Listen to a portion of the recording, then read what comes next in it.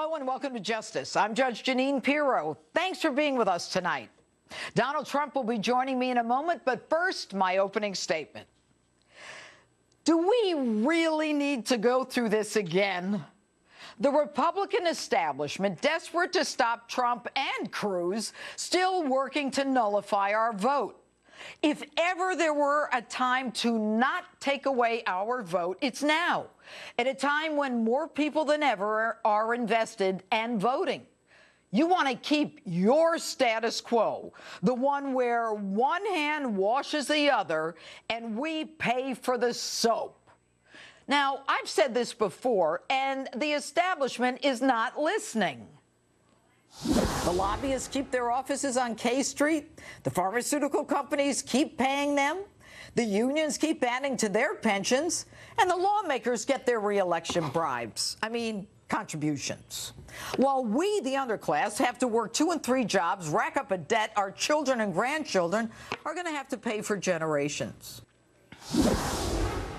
This week, party heavies Reince Priebus and Karl Rove not directly answering questions and essentially admit they intend to both disrespect us and nullify our vote.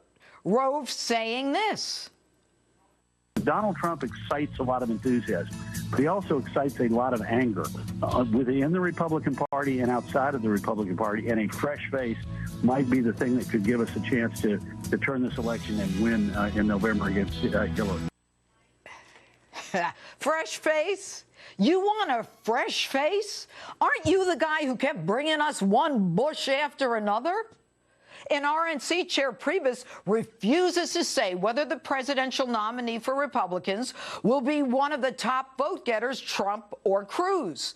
He says the Republican nominee is going to be someone who is running. Now, what does that tell you? That the party chair is not willing to say the nominee will be one of the 2 top vote getters, the top 2 delegate winners.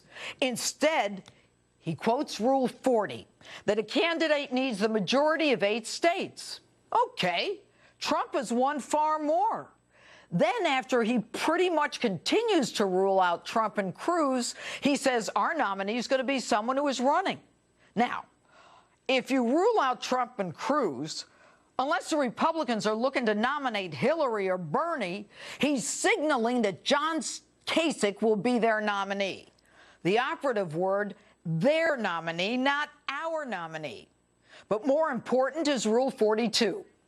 It calls Rules 26 to 42 the standing rules. Standing as in temporary.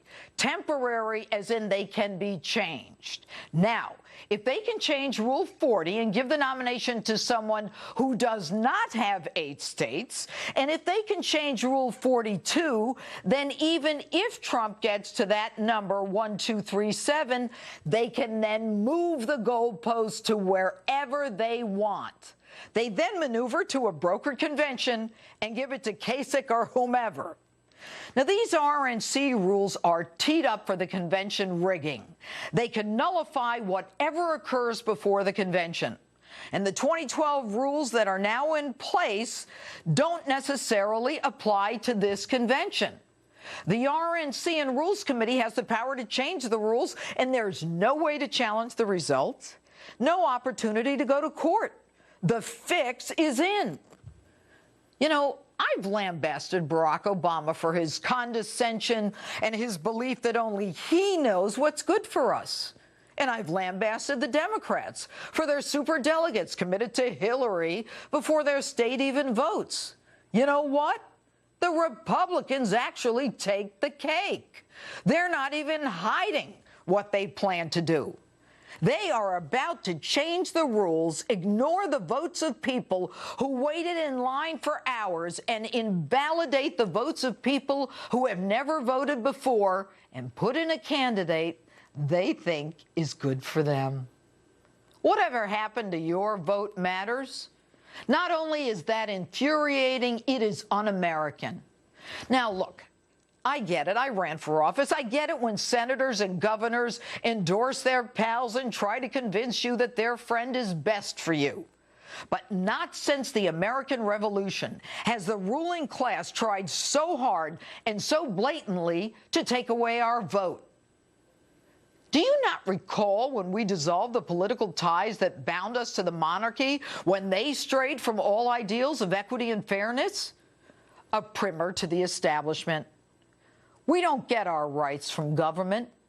Government derives its power from the consent of the governed.